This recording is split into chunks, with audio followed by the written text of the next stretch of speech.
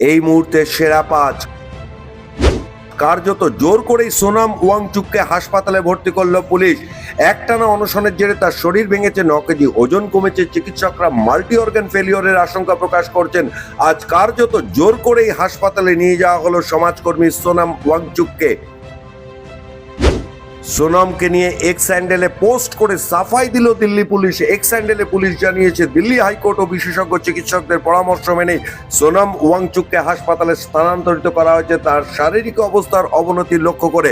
উল্লেখ্য, কেন্দ্রীয় শিক্ষামন্ত্রী ধর্মেন্দ্র প্রধানের ইস্তফার দাবিতে গত 28 জুন থেকে দিল্লির যন্তর মন্তরে অনশনে বসেন এই সমাজকর্মী। হাইকোর্টের নির্দেশ আসতেই তৎপর হয়ে ওঠে পুলিশ, তড়িঘড়ি ভর্তি করা হয় হাসপাতালে। ট্রেন যাত্রীদের এখন থেকে আর সেকেন্ড ক্লাস প্যাসেঞ্জার বলায় কড়া আপত্তি সুপ্রিম কোর্টের। সম্প্রতি দেশের শীর্ষ আদালত ভারতীয় রেলকে এই শব্দবন্ধের পুনর্ব্যবহার বিবেচনা করতে বলে।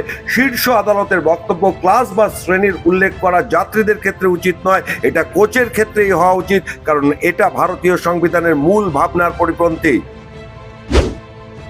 মেজিয়াতে স্যাম স্টিলের দ্বিতীয় ইউনিটের ভূমি পূজনে গিয়ে বিস্ফোরক মুখ্যমন্ত্রী শুভেন্দু অধিকারী। মুখ্যমন্ত্রীর সাফ কথা, এবার রাজ্যে পরিবর্তন না হলে শিল্পপতিরা সবাই বাংলা ছেড়ে উড়িষ্যায় পালিয়ে যেত।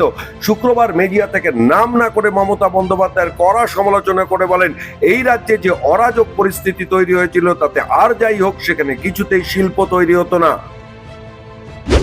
পূর্ব মেদিনীপুরের ময়নায় অন্নপূর্ণা বাজারে ভয়াবহ অগ্নিকাণ্ডে পুড়ে ছাই হয়ে গেল 4টি দোকান, ক্ষতিগ্রস্ত আরো একটি দোকান।